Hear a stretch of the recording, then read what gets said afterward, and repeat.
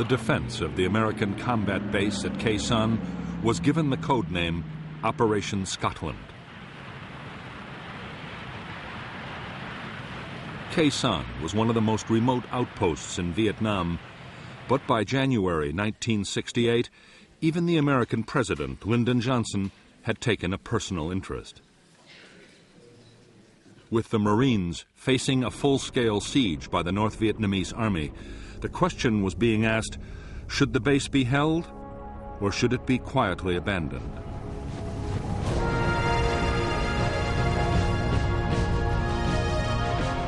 Many in Washington worried that defending Khe Sanh could invite a costly and humiliating defeat.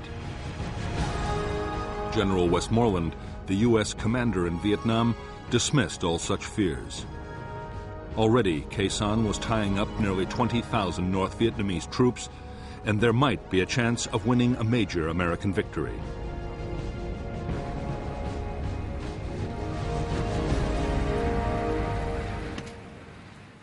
General Rath von Tompkins, the new commander of the 3rd Marine Division, was also convinced that the base could and should be held. To boost the defenses, he had sent a 3rd Battalion of the 26th Marines as reinforcements. They were directed to Hill 558, from where they could provide fire support. There were now 5,000 American troops at Khe Sanh.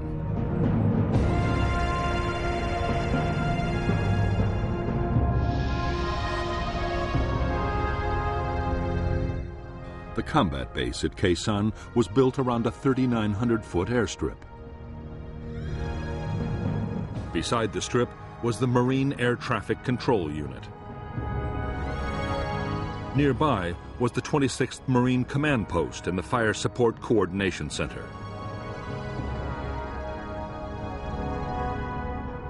At the eastern end of the base was the main ammunition dump, with a secondary dump to the west.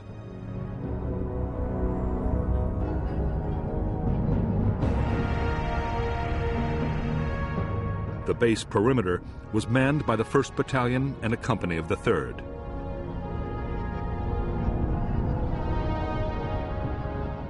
There was also a forward operating base run by Special Forces. The infantry were backed by tank and anti-tank units and an artillery battalion of the 13th Marines.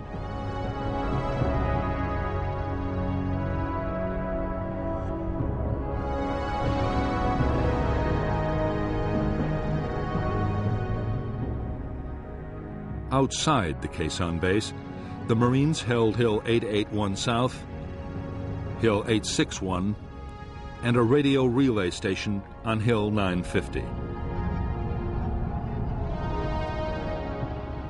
The whole 2nd Battalion occupied Hill 558 to block the Rao Quan River Valley.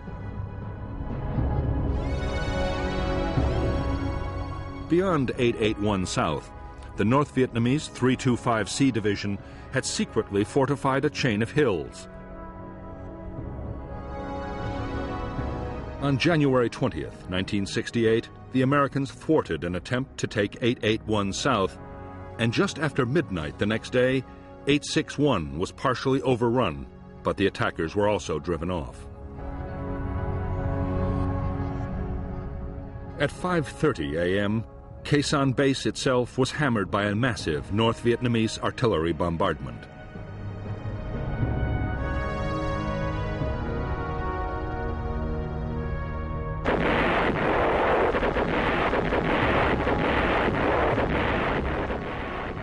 The shattering barrage of shells, mortars, and rockets, which slammed into the Marine combat base at 05:30 on January 21st, signaled the start of the battle for Khe Sanh.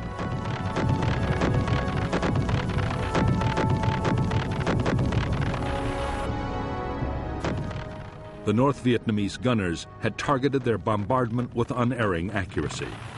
As Marines had dived for cover, one of the first rounds had scored a direct hit on the main ammunition store.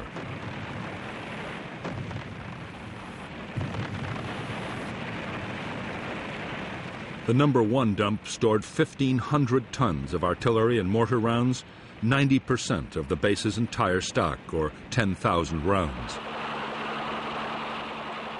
All of it was lost.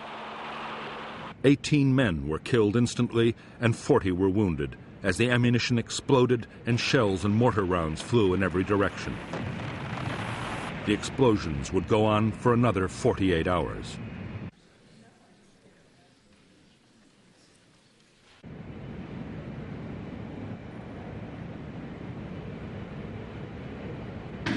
Even at the height of the chaos, the Marines were still able to fire their mortars and guns against the enemy batteries.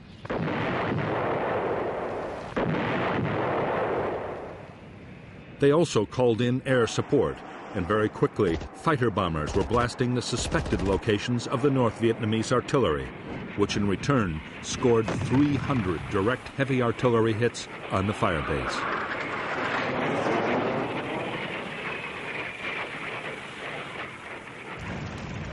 As the bombardment of the base reached a crescendo, the 26th Marines commander, Colonel David Lowndes, expected a massive North Vietnamese ground attack at any moment. But the attack didn't come. The North Vietnamese infantry had a different objective.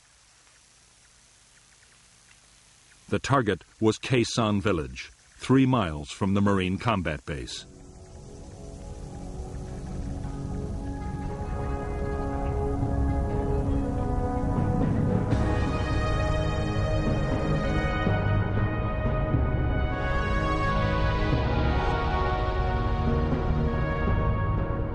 At dawn on January 21st, NVA troops attacked Khe Sanh village, where 200 Marines and South Vietnamese troops were stationed.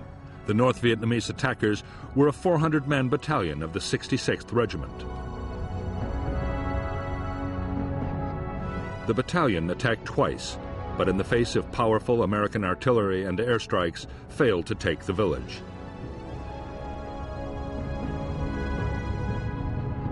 An attempt at reinforcement by a South Vietnamese unit went disastrously wrong, and the whole force was destroyed. Later in the day, the village was evacuated and abandoned to the NVA.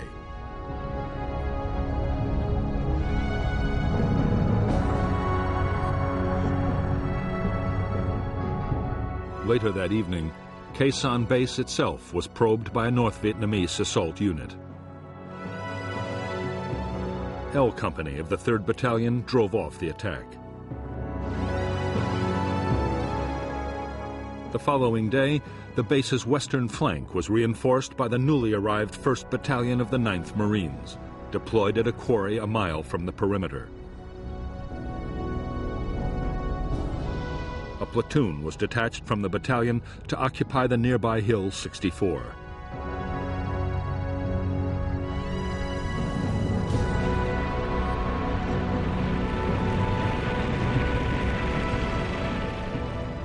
For the Marines inside the Khe Sanh base, the days were now filled with feverish activity. There were sudden heavy bombardments from NVA guns and rockets.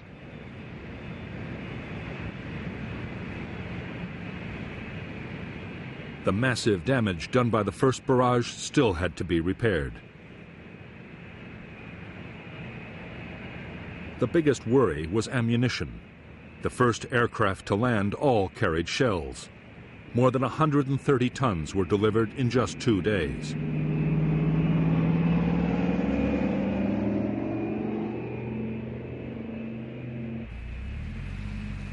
Reinforcements arrived too.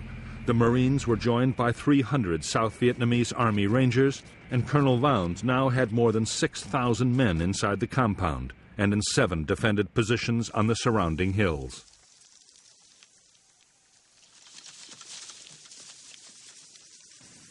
While the Marines at Khe Sanh braced themselves for the attack that was surely coming, General Westmoreland warned Washington that the battle could be the turning point of the whole war.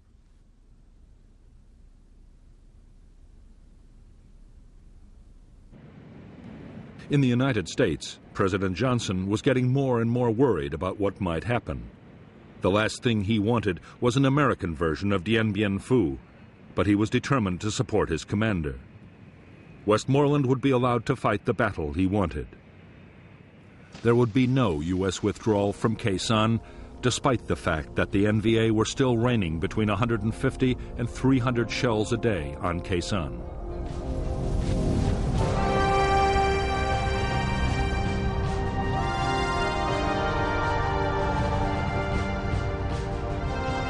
It was the awesome potential of American air power that convinced U.S. military leaders that Khe Sanh could be defended.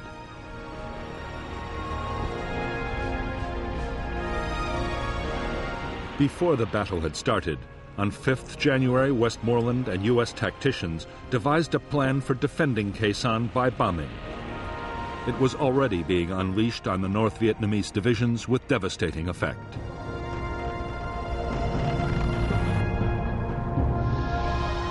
The Americans called it Operation Niagara.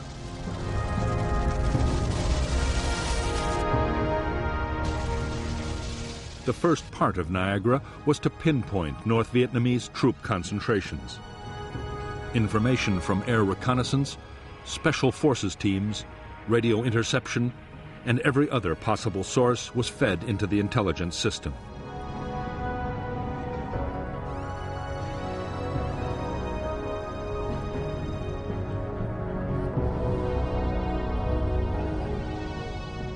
Niagara also deployed the most advanced and secret surveillance technology in the world. Aircraft and helicopters scattered hundreds of electronic sensors across the enemy's main lines of approach. They could detect the movement of troops and send signals to alert the Americans. As the intelligence picture built up, Operation Niagara quickly gathered momentum. In spite of rivalry between the Air Force and the Marines over who should control operations, every available warplane in the area was standing by. At the peak of the siege, American planes dropped triple the tonnage of bombs delivered on a peak day during World War II.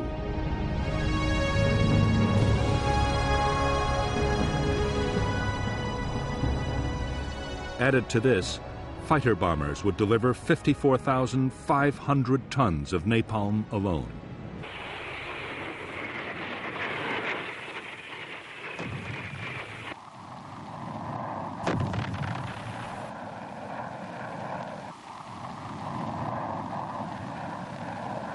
Although fighter bombers were flying the vast majority of Niagara missions, most of the sheer weight of bombs was being delivered by B-52s, as part of an ongoing operation codenamed Arclight.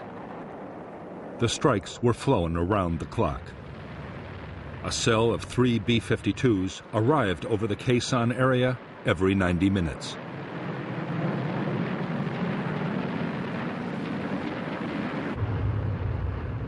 The giant heavy bomber was able to carry a massive 27 tons of bombs. The aircraft dropped their loads from 30,000 feet, high enough so that the planes couldn't be seen or heard from the ground. The only warning most North Vietnamese troops got of a raid was the shattering detonation of the first bombs. Over the 77 days of the siege, B-52s flew over 2,500 sorties, dropping more than 53,000 tons of bombs. The biggest Arclight raid of the Vietnam War so far was launched as part of Operation Niagara on January 30th. American radio direction finding seemed to have discovered North Vietnamese Army headquarters for the Khe Sanh offensive. Whether it was or not, no one is sure, but the site was annihilated by 2 B-52 raids in a single day.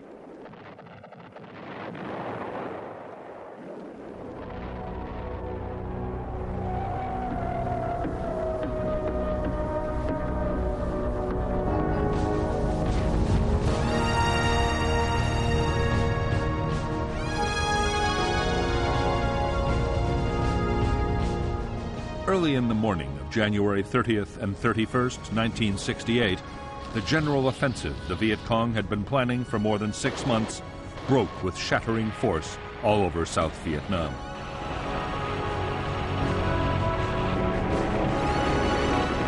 As tens of thousands of Viet Cong attacked towns, cities, and military installations, American commanders were stunned by the sheer scale of the assault.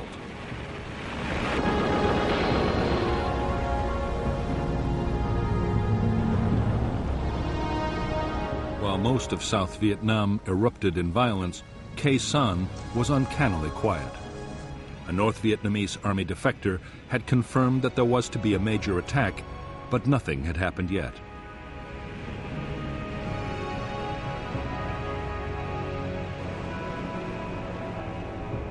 Some U.S. commanders believed that the arc light raids had shattered the North Vietnamese command system. There was no way of telling.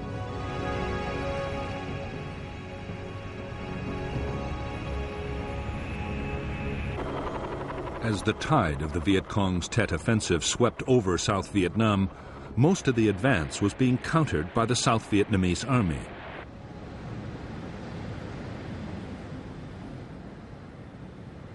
The Americans had been heavily committed in only a few places, mainly around Saigon and in Hue.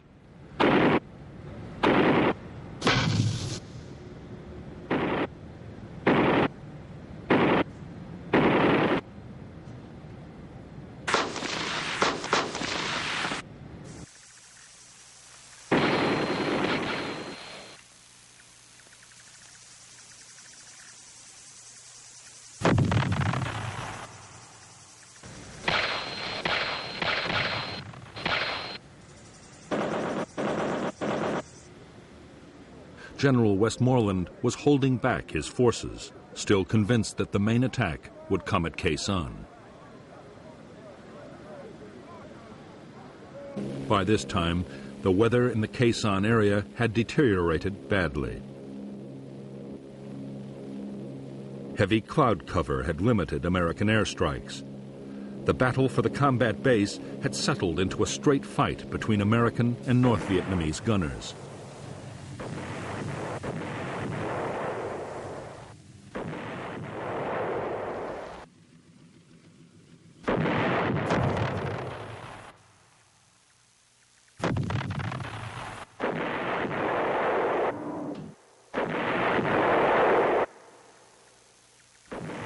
The busiest time for the American guns was after dark, when the NVA were most active. Every night, the Marines laid down concentrated patterns of fire on the likely areas. Sometimes, in bombardments known as mini-arc lights, an intense artillery barrage was combined with radar-guided airstrikes to saturate a target completely.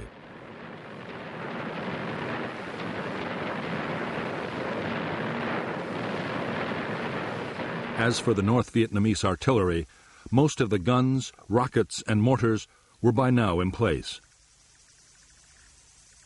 Getting them into position had been a massive job. Northern troops had also sighted hundreds of ammunition dumps around Khe Sanh and across the border in Laos.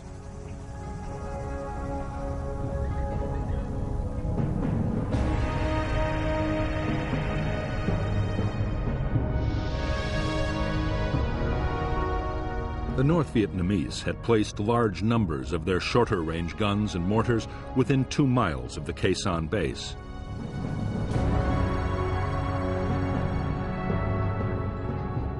Most of the big rockets were fired from Hill 881 North.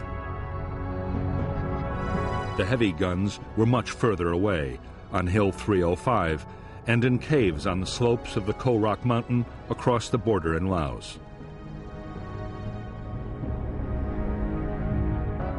While they could hit the Americans, the Marine guns didn't have the range to hit back. Even the Army's big guns on the Rock Pile and Camp Carroll couldn't reach the NVA's heavy batteries.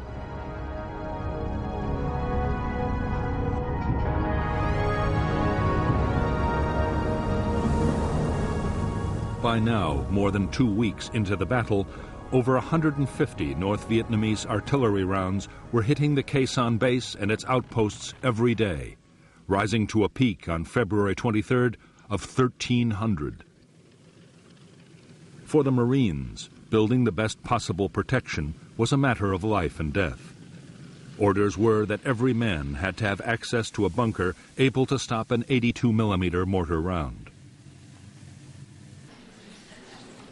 Command posts were to withstand a 120mm hit. As for the heavy shells of the NVA's biggest guns, nothing could stop those.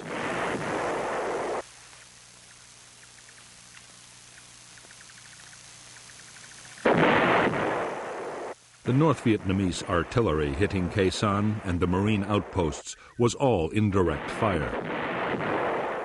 Spotters on the hills corrected the gunners' aim by radio, but the gunners themselves could never see the targets.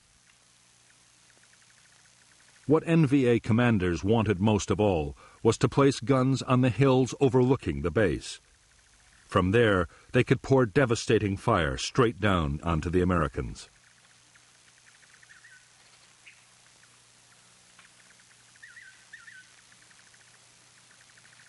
On February 5, 1968, the American chain of electronic sensors detected a large-scale NVA movement. The activity seemed to point to an imminent attack on Hill 881 South. The U.S. reaction was a massive Niagara raid. Whole North Vietnamese units were caught in the open as the entire area around the hill was devastated in a massive storm of bombs.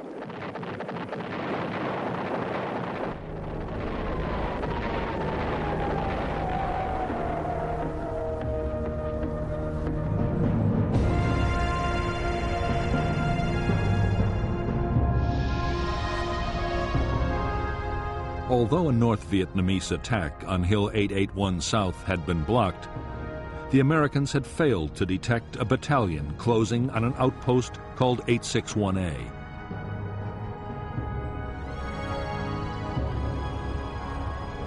There, a single Marine company drove off two determined assaults as artillery fire destroyed the follow-on waves of NVA troops.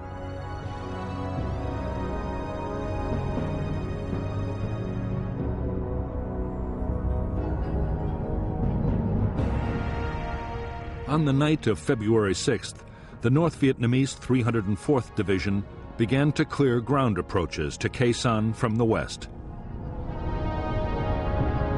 The first objective was the American Special Forces camp at Long Vây, manned by a handful of U.S. troops and a battalion of South Vietnamese local militia.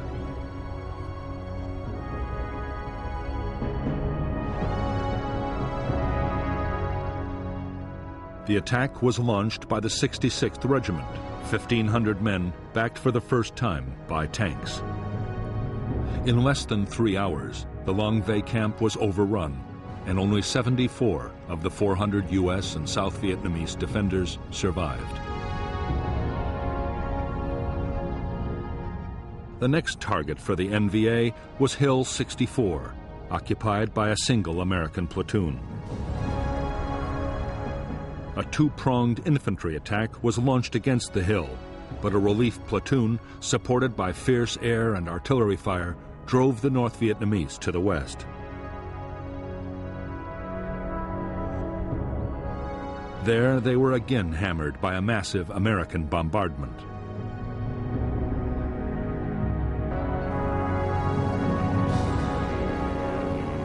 Even though the NVA had again failed to take any more American hill outposts and had lost hundreds of men in the attempt, they had at least captured Long Vây. A thorn in their side had been eliminated, and they had cleared Route 9 for their own use.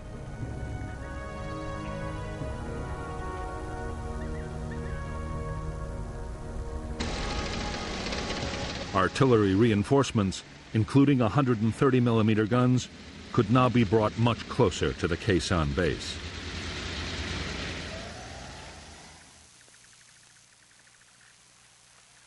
The Americans were sure the NVA had finished building up their forces at Khe Sanh and were ready for the main attack. But to their surprise, the expected assault still didn't come.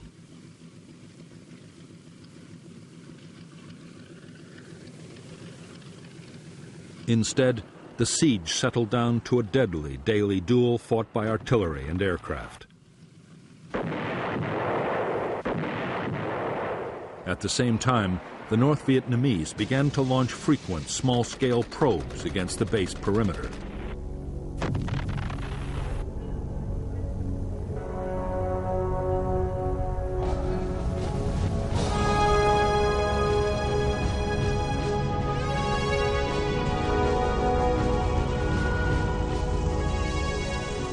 In Washington, anxiety about the fate of the Marines at Khe Sanh was mounting. A relief operation was being planned, but it would demand powerful forces and couldn't be mounted for weeks.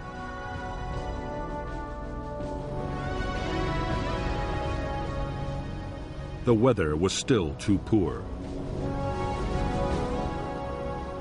Meantime, if the base's air bridge was cut, it would be all over for Khe Sanh.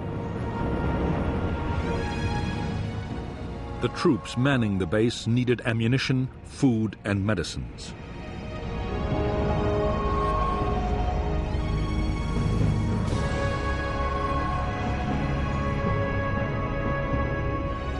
Casualties had to be evacuated.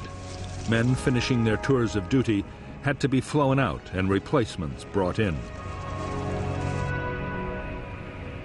The main base alone needed 160 tons of supplies a day just to keep on fighting.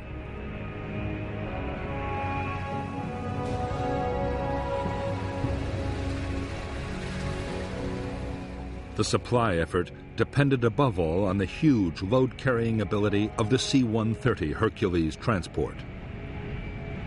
The aircraft was able to carry up to 20 tons of cargo, but for that very reason, it needed most of the strip to land and took time to turn around.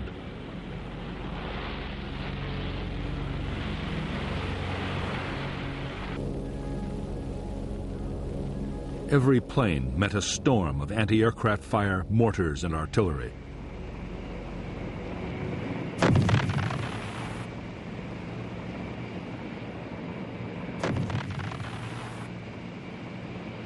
On February 11, 1968, the North Vietnamese anti-aircraft gunners scored their first major success against a Marine KC-130 Hercules landing at Khe Sanh. The plane was carrying a cargo of helicopter fuel and burst into flames. 6 of her crew were burned to death. The loss of the C-130 marked the end of attempts to land very large aircraft at Khe Sanh.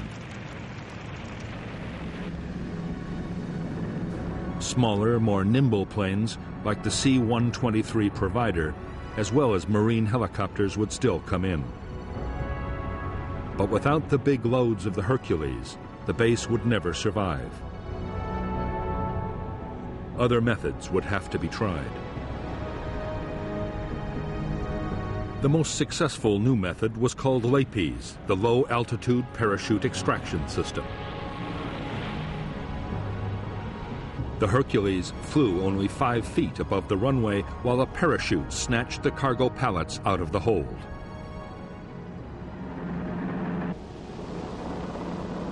Another technique used a hook and arrestor cable to drag the load from the aircraft.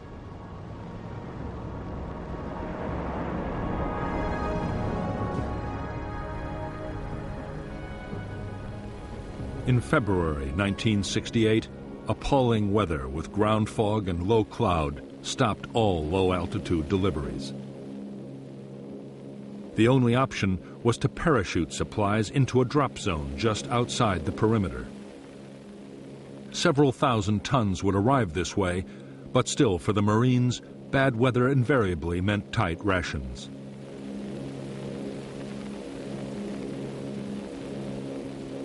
Although the battle to supply the main base was being won, the hill outposts were a much bigger problem. A fifth of Khe Sanh's manpower was stationed on the hills. The men were suffering almost 50% casualties, and the posts depended completely on helicopters for supply.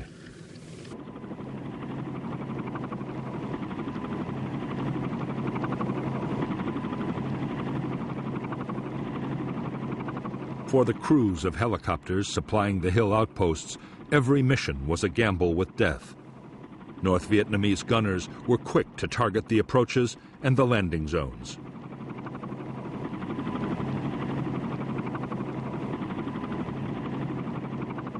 Anti-aircraft fire followed the helicopters in, and as soon as they landed, mortar crews and machine gunners opened up.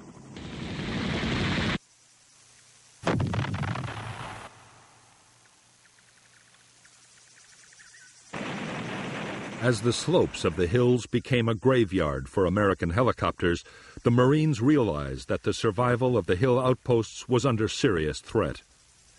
And if they fell, the main base couldn't last for long.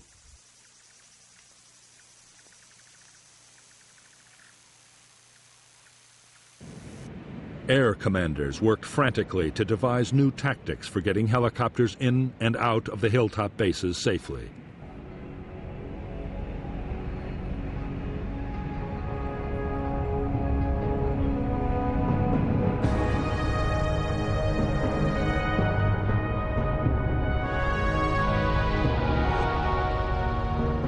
The tactics the Americans devised depended on swamping the enemy anti-aircraft guns and mortars around a landing zone with a high-speed assault.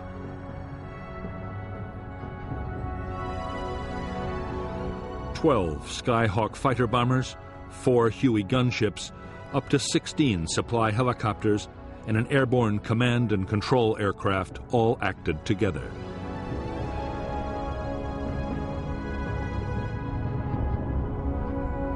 The first stage was for 4 Skyhawks to hit North Vietnamese positions with bombs and napalm. 2 more laid tear gas. Next, 2 Skyhawks dropped smoke bombs to create a corridor, and 30 seconds later, the transport helicopters swooped in, covered by the Huey gunships. Meanwhile, 4 more Skyhawks with rockets, bombs, and guns made close-in attacks. The whole operation was over in less than 5 minutes.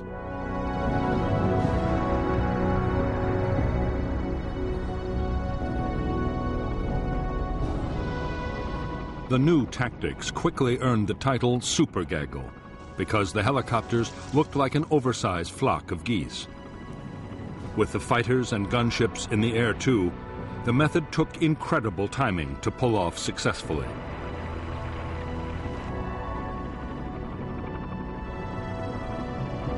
But it worked. Only 2 more helicopters would be shot down, supplying the hill outposts.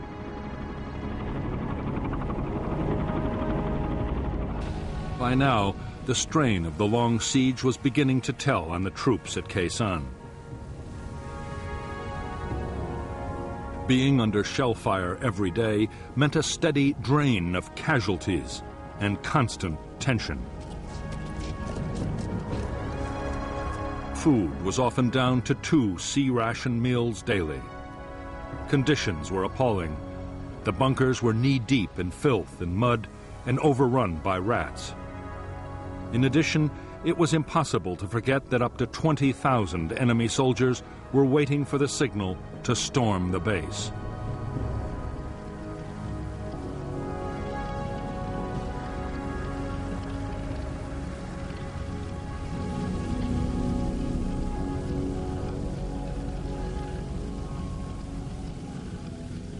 To stop the men brooding about their possible fate, officers and NCOs kept the troops as busy as possible. Digging trenches, filling sandbags, and improving bunkers was a big part of every day.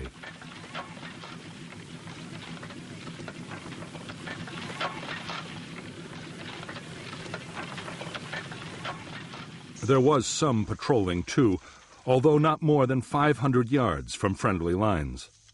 Colonel Lowndes had no intention of sending his men into certain ambushes, and in any case, they had to be kept clear of the Niagara bombing raids.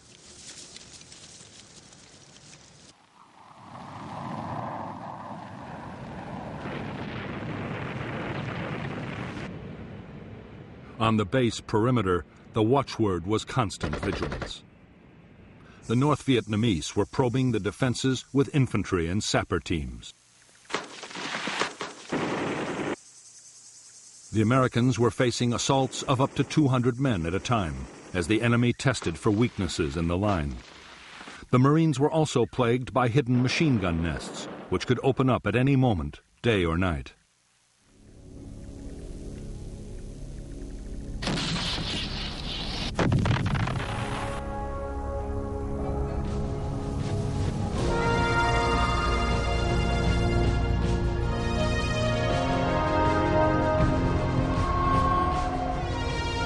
By now, the attention of the American public was riveted by the Battle of Khe Sanh.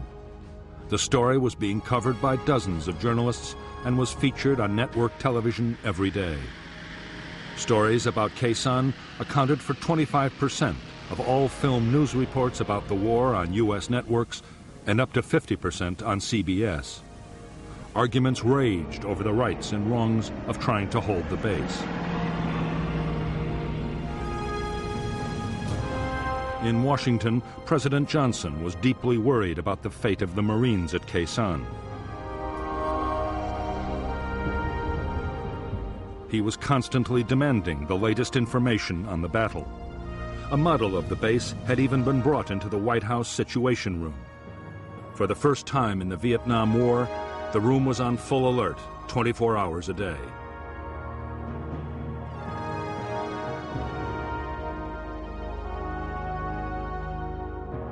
A multitude of doubts and fears haunted the president and his advisors. Should nuclear weapons be used to save the base, as some had suggested? What if the enemy diverted or poisoned the base's water supply? Most worrying of all, what if enemy jets mounted a sudden bombing attack on Khe Sanh? It would be a massive propaganda victory for the North.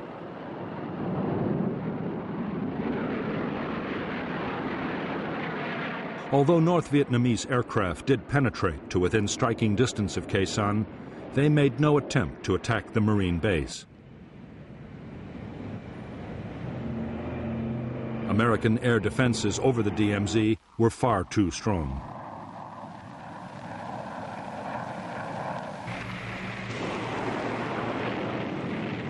The biggest threat to the Marines at Khe Sanh did not come from modern fighter aircraft.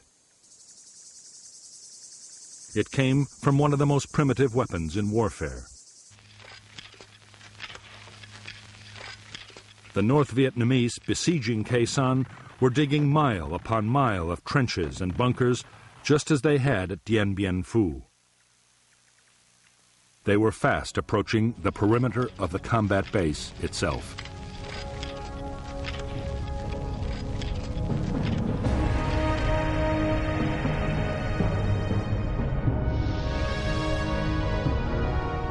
Already there was a major system of North Vietnamese fortifications on Hill 471, less than 2 miles to the south of the Khe Sanh base.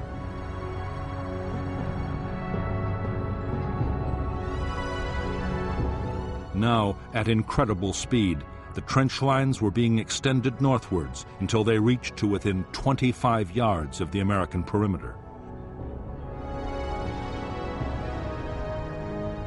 Another line of trenches and bunkers was creeping across from the southeast. The NVA plan was for the infantry to mass under cover of the trenches before launching their final assault.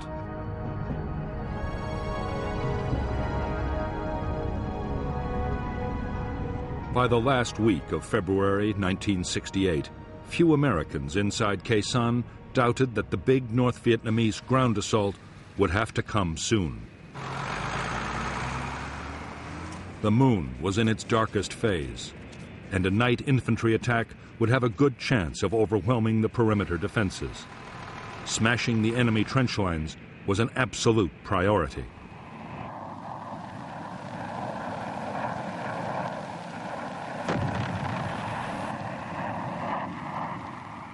The Americans tried every conceivable method to destroy the trenches.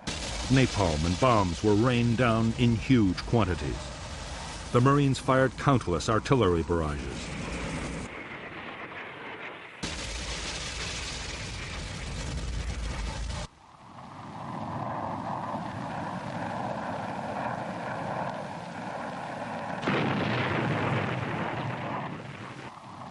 But the Americans had little success.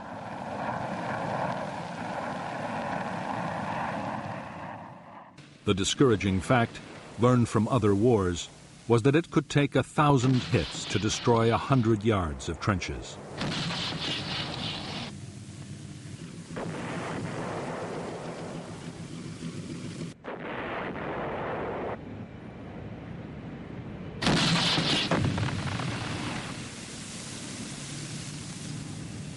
In the end, the answer lay with the B-52s. Up to now, arc-light raids had been kept more than 2 miles away from the base perimeter. On February 27, 1968, the restriction was lifted.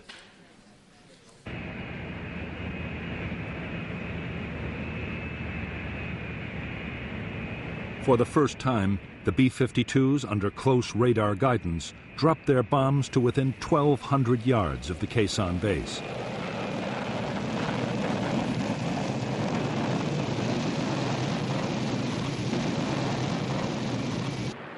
The effect was shattering.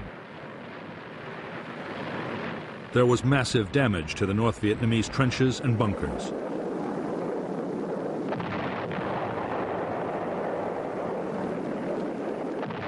It was a turning point in the battle for Khe Sanh.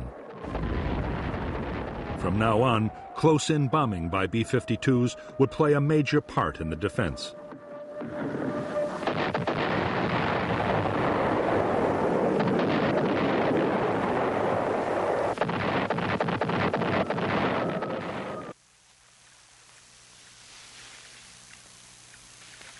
The sudden increase in North Vietnamese activity around Khe Sanh had left no one in any doubt that the climax of the battle was near.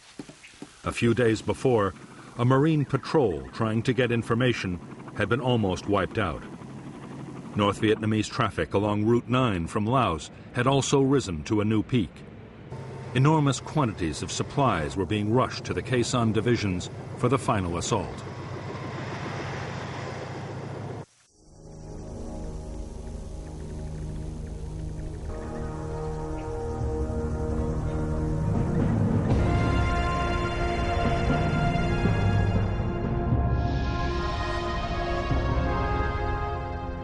The 66th Regiment of the North Vietnamese 304th Division was assembling near a plantation to the south of the Khe Sanh base.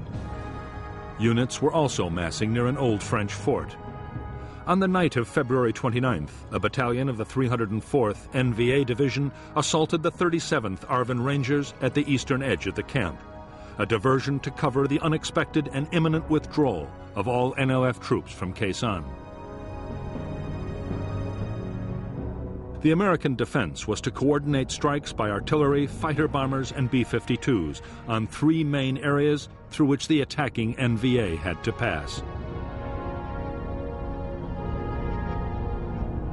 Then, as the final assault waves approached the base, Khe Sanh's own defensive fire plan was unleashed.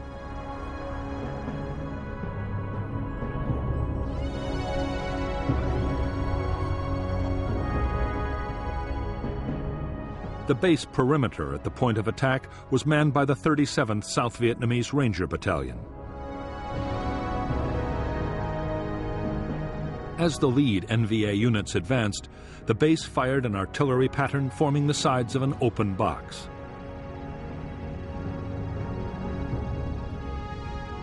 A creeping barrage was then walked up and down inside.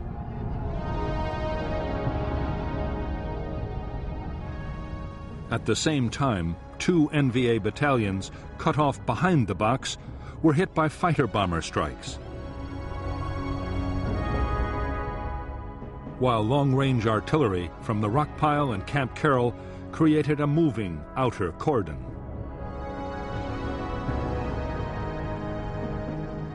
The North Vietnamese troops, who survived to emerge from the open end of the box, then faced the direct fire of the South Vietnamese Rangers. Over the next week, despite continued aerial bombardment and the barrage of artillery fire, the trenches came even closer. Then, for no apparent reason, they stopped. On March 6th, with the Marines still waiting for the final assault, many of Jap's troops stumbled away through what was left of the jungle, an area of land that had received 100,000 tons of bombs, the heaviest aerial bombardment on a single piece of land in the history of warfare. The next 3 weeks were relatively quiet around Khe Sanh. American air activity increased steadily as the weather improved, and more NVA units began to withdraw into Laos. But the battle for Khe Sanh was not yet over. On March 22, 1968, there was a sudden explosion of violence. Without warning, a massive North Vietnamese bombardment, including huge numbers of heavy shells from the Ko Rock Mountain, slammed into Khe Sanh. More than 1,000 rounds hit the base at the rate of 100 every hour. At the same time, the electronic sensors around Khe Sanh again indicated NVA movements, and the Americans replied with heavy bombing.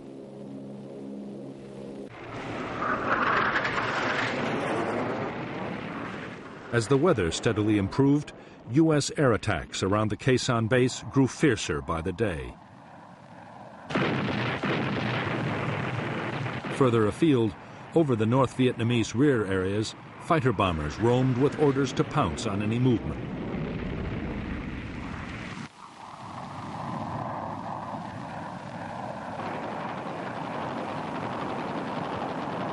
For the North Vietnamese, the situation could only get worse. General Giap was forced to concede that Khe Sanh could not now be taken. By this time, the Marines were mounting small but aggressive attacks out of the base.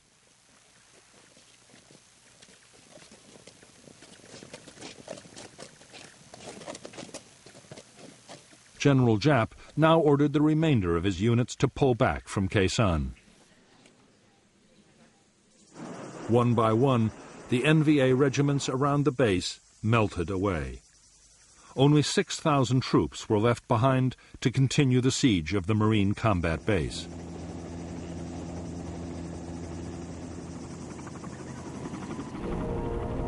Although fighting would go on, the worst of Khe Sanh's ordeal was over.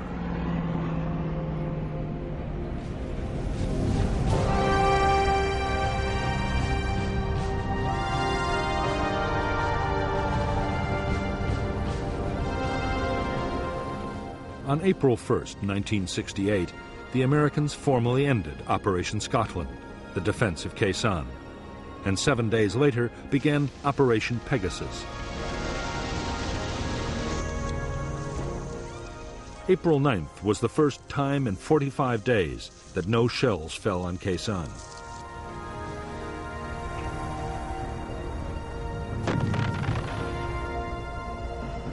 The aim of Pegasus was to reopen Route 9, the road linking Khe Sanh to the other American bases along the demilitarized zone.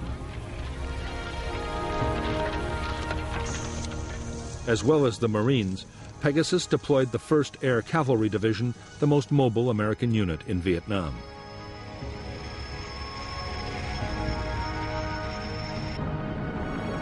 The Air Cavalry had more helicopters and airborne firepower than any other U.S. unit. It was perfectly suited to the rugged and demanding terrain near Khe Sanh.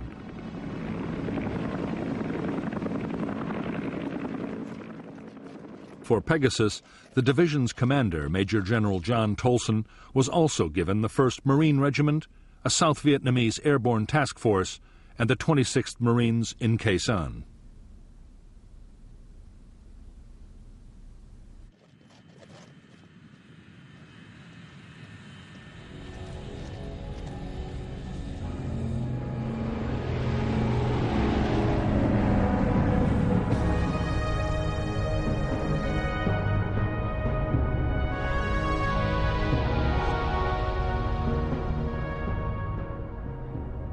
The entire length of Route 9 was still dominated by North Vietnamese Army units, especially elements of the 66th and 29th Regiments. For Operation Pegasus, the Americans built a main base for the air cavalry at Landing Zone Stud. The Marines would operate out of Kha Lu. The plan was for air assaults to seize landing zones and fire bases north and south of Route 9, while other forces pushed down the road.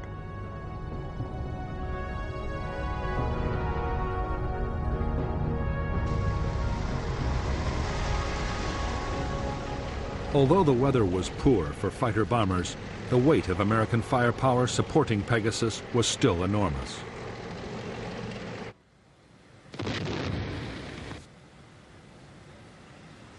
In a single day, the Americans fired more than 10,000 artillery rounds.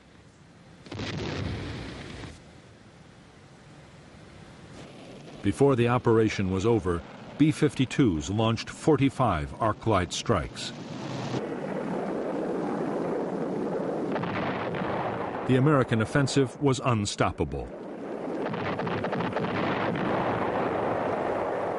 By April 5, 1968, the air cavalry had forged past Khe Sanh and established landing zones west and south of the combat base.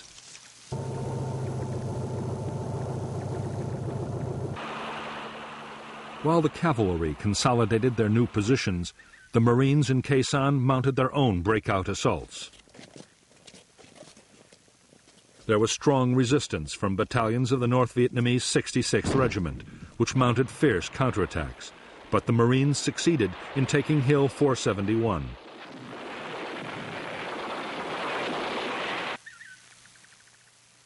It was the first of a string of NVA hills recaptured over the next few days.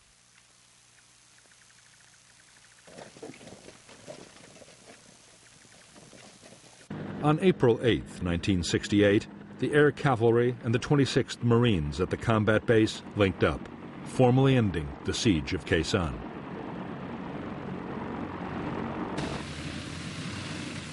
In fact, the Marines were less than pleased to be seen as being rescued by the Army. In their view, they had long since guaranteed their own survival.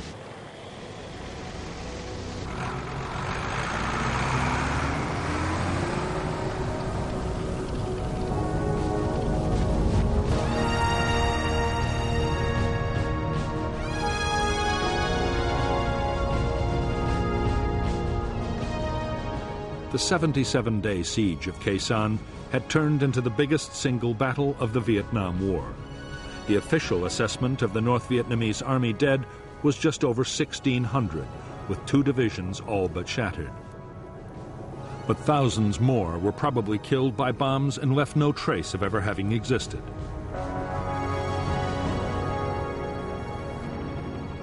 By the end of Operation Pegasus, American and South Vietnamese units had suffered 1,000 dead and 4,500 wounded.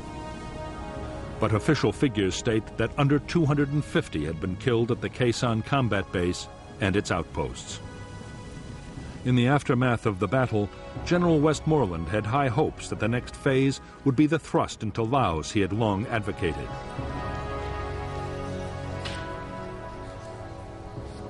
He now had the forces he needed.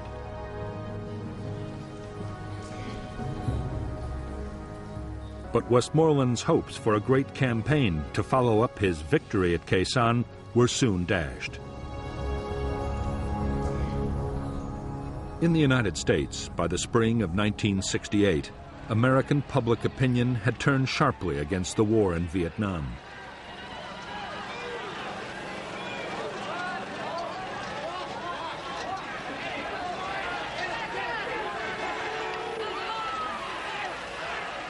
The shock of the Tet Offensive had led many to believe that the U.S. would have to withdraw sooner or later.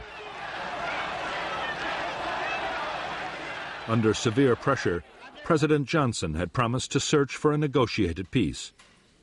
He ruled out any big troop increases and any widening of the conflict.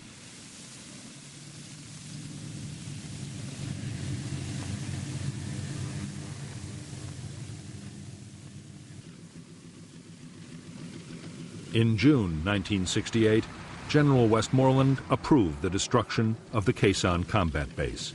The president's decision not to widen the war had meant there could be no offensive into Laos.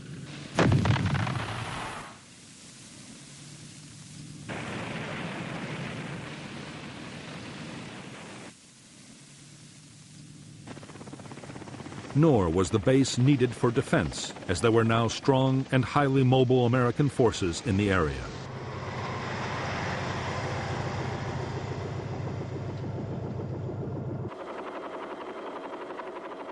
In any case, as both sides were slowly beginning to realize, even as the battle had raged at Khe Sanh, the war had changed out of all recognition.